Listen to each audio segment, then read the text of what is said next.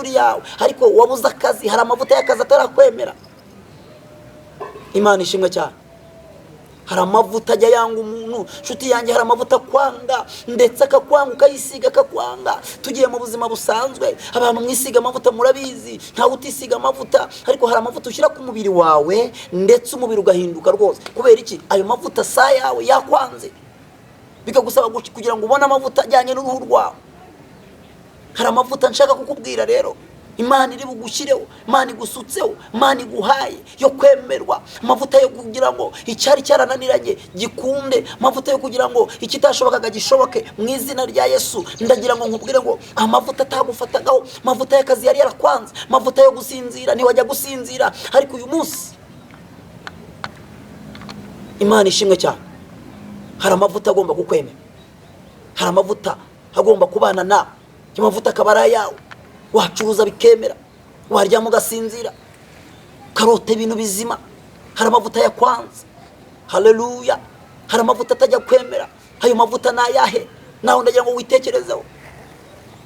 Ugashaka rimwe, ugashaka kabiri, ugashaka gatatu, kandi bisobanuye yuko umuntu ashaka rimwe, ntabwo umuntu ashaka gatatu. Ntaho nzi byanditse rimwe kabiri gatatu. Kubera iki ushaka gatatu? Kuko amavuta y'urushako yarakwanze, kuke yakwanze. Imana ishimwe cyane. Ndagira ngo nkubwire, ngutangarize uyu mwanya ijambo ry'Imana, haleluya haleluya, ngo amavuta ngo barangije bayasuka kuri bariya bahungu bose, barabasukaho. Uwa mbere amavuta aramwanga, uwa kabiri amavuta yanga kumujyaho, uwa gatatu amavuta yanga kumujyaho. Ngo bageze aho ngaho, ngo umukozi w'Imana aravuga ngo ese nta wundi mwana uri hano? Hanyuma ngo ise arambwira ngo hari akandi kana kari insuzugurwa katagaragaraga. Uwo ni Dawidi, yabaga ahantu mu nama, haleluya. Ngo arangije ngo aravuga ngo oya nimumuzane nawe. Ngo bamuzanye, bamusutseho amavuta, amavuta aramwemera. Reka nkubwire ngo aka kanya hari amavuta agomba kukwemera, amavuta agomba kukwemera. Iyo mavuta kwemere, iyo mavuta kwemere mu izina rya Yesu. Urafata amafaranga ariko nta kintu agusigira, hari amavuta atakuriho. Ndagira ngo nkubwire ngo ayo mavuta yo kwemerwa, mavuta yo kunezererwa, mavuta yo gutunga inshuti nzima. Hari umuntu ugira inshuti ariko inshuti ndabashuje mwese mu izina rya Yesu Kristo. Mwami Imana abane natwe, kandi Imana itugirire neza. Turashima Imana kubw'uyu munsi wa none. Ni Pastor Silver ugarutse ubasuhuza. Amahoro y'Imana abane namwe. Ku ijambo ry'Imana dukurikirana kuri icano yitwa Isoko y'Ubugingo. Imana iduhana umugisha. Reka rero tubanze dusenge nkuko dusanzwe twiragiza Imana kuri buri kintu cyose, hanyuma tuganire ijambo ry'Imana. Mana turagushimiye uyu mwanya ubane natwe mu ijambo tugiyemo, kandi ijambo duhaye kugira ngo turisangire. Imbaraga zawe zibe hagati muri twe mu izina rya Yesu Kristo, amen. Turashimira rero buri wese uteze amatwi cyangwa ujye udukurikirana, ndetse akanatwereka ko turi kumwe. Ngira ngo uwifuza ko dusengana, wifuza ko dusengera, wifuza guterana natwe, kandi tugira amateraniro aba ku wa kabiri, tukagira amateraniro aba ku wa kane kuva saa 3 kugeza saa 10. N'amateraniro kwirirwamo, n'amateraniro twingingamo Imana. Ni karibu rero. Hanyuma ushaka ko dusengana Imana by'umwihariko, wahamagara kuri telefone, hanyuma tukaguha gahunda yo kugira ngo dusengane. Telefone ni 0788 666 7 7 Imana iduhana umugisha. Dusome ijambo ry'Imana rero. Ijambo tugiye gusanga mu gitabo cya Samweli n'ubuhanuzi. Uyu mwanya Imana impaye ngo tuganire ndetse tunabusangire mu izina rya Yesu. Turasanga ijambo ry'Imana riri mu gitabo cya Samweli wa mbere, ibice byaho ni 16. Samweli wa mbere ibice byaho 16, umurongo waho wa 7.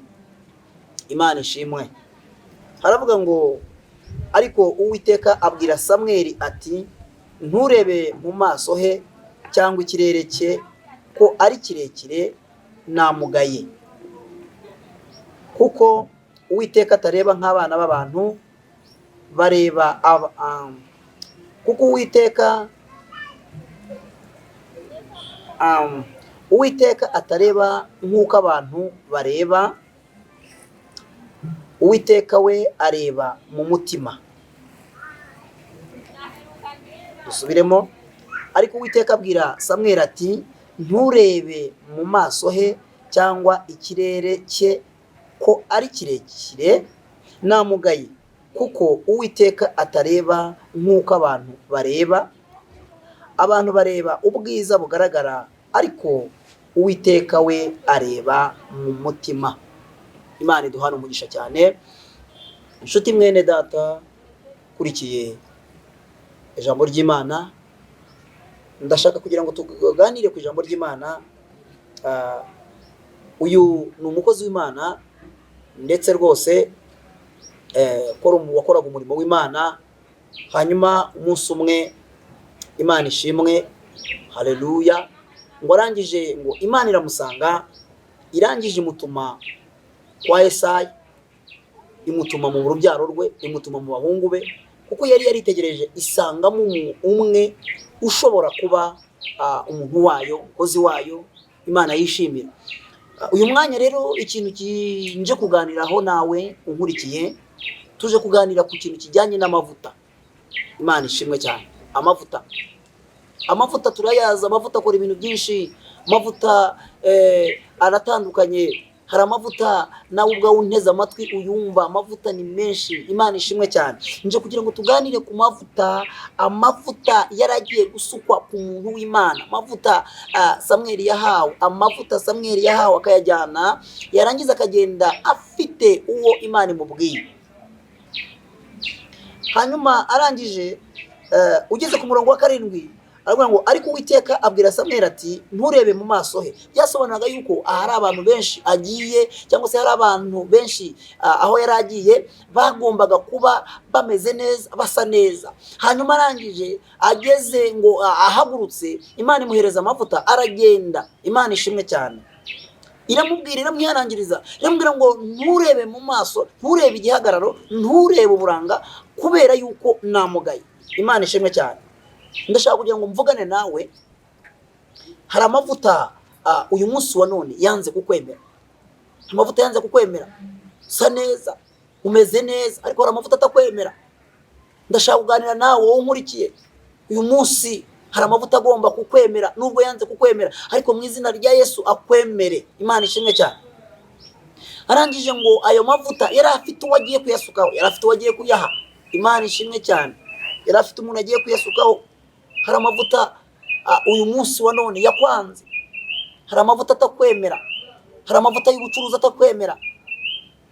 Urabona amafaranga ariko wacuruza bigahomba. Hari amavuta atakwemera.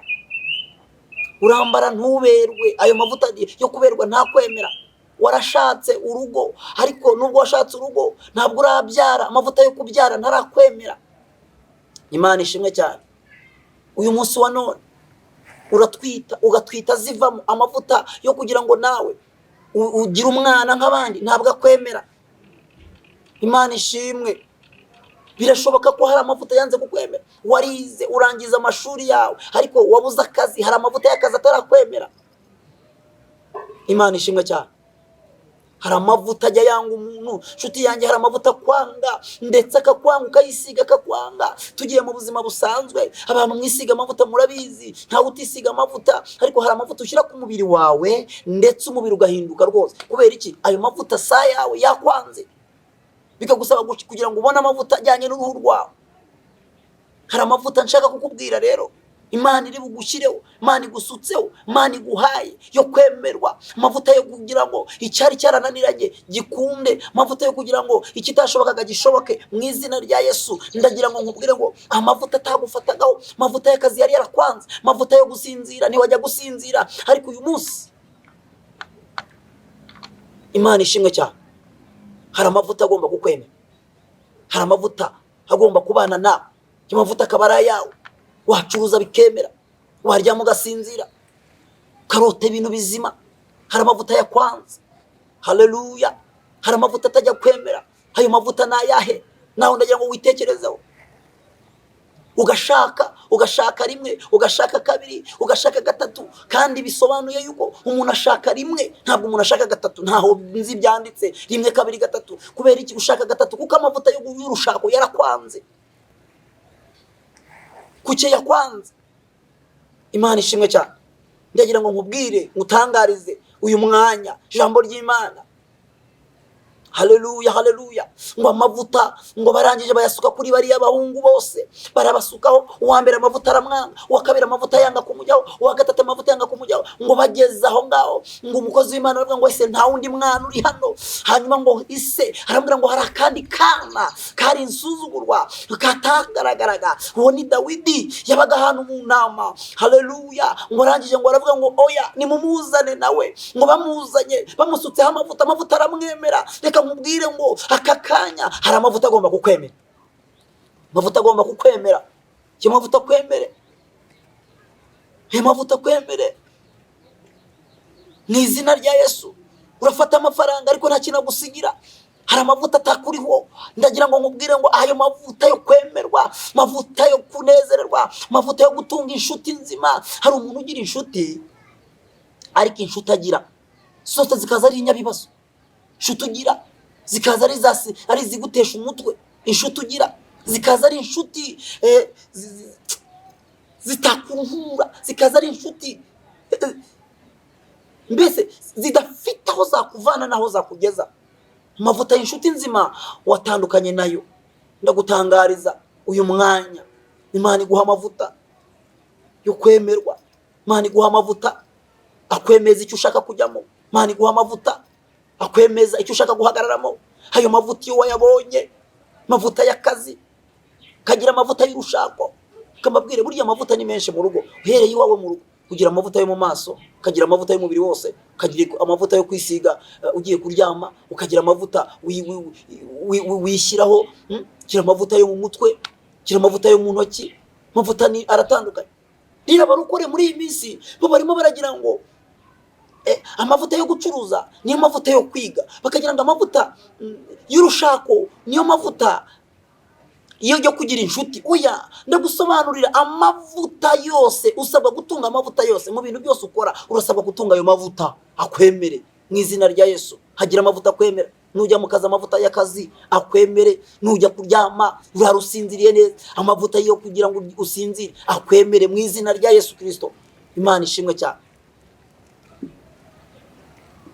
Ndagutangariza nkubwira ngo amavuta ukeneye uyabone, amavuta ukeneye uyabone, amavuta wifuza uyabone, amavuta umaze iminsi warabuze uyabone mu izina rya Yesu. Ayo mavuta, hari amavuta ahumura, hari n'amavuta adahumura. Hari amavuta umuntu yumva aca ku muntu akumva ko ayo mavuta yafite, ariko wowe ibintu byaranze, ibintu byose biranga. Kuryama biranga, gushaka biranga, gukora akazi biranga, kwiga byaranze. Hari umuntu wabuze amavuta yose. Imana ibaha umugisha. Ndashaka gusengana nawe umaze iminsi hari amavuta udafite. Ahari n'ay'urushako, ahari n'ayo kubyara, ahari n'ay'urugo, ahari n'ay'abana. Hari igihe ubyara abana ukabura ababyaye urabafite rwose, ariko ukagira amavuta yo kubabyara, ariko abana bakakunanira bagahinduka ibirara. Amavuta yo kugira ngo nawe ucarane n'abana bawe hari bazima warayabuze. Ndagira ngo tuganire, ariko kandi ndagiye gusoza ngusengera Imana. Tekereza ku mavuta wabuze, tekereza ku mavuta udafite. Ndavuga amavuta, mvuga rero amavuta Imana iguhaye uyu mwanya. Ntabwo ari amavuta yo mwicupa nje kugusukaho, ntabwo ari yayandi bagusukaho, ntabwo ari yayandi bavuga ngo yagusutseho. Ni amavuta uyu munsi uhawe, ni amavuta uyu mwanya uhawe n'Imana. Ngiye kugusengera Imana kugira ngo amavuta kwemere mu izina rya Yesu. Icyo ukozeho kigende, icyo wemeye gikunde, icyo ushatse cyemere mu izina rya Yesu Kristo. Ngiye gusengana nawe. Imana iduhana umugisha. Reka dusengane Imana.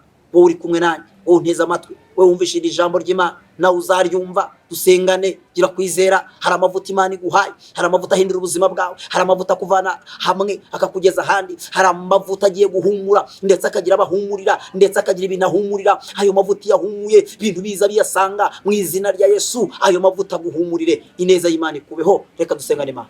Mana turagushimiye, neza y'Imana igaragare ku muntu wese Mana wari ukeneye amavuta nk'uko ariyo mavuta yasutswe kuri Dawidi. Ayo mavuta n'ingabo Imana yari amavuta y'ubwami. Mu izina rya Yesu, mavuta y'ubwami azana ibintu byinshi, mavuta y'ubwami azana ibintu byinshi, mavuta y'ubwami nta kintu kiza nta kintu cyose kitayakurikira. Mavuta y'ubwami nyasengeye ku muntu wese uyumvishije, mu izina rya Data twese n'iry'Umwana ry'Umwuka wera, amen. Gira kwizera rero, Imana iri mu ruhande rwawe kandi Imana irabana nawe, mu izina rya Yesu, amen.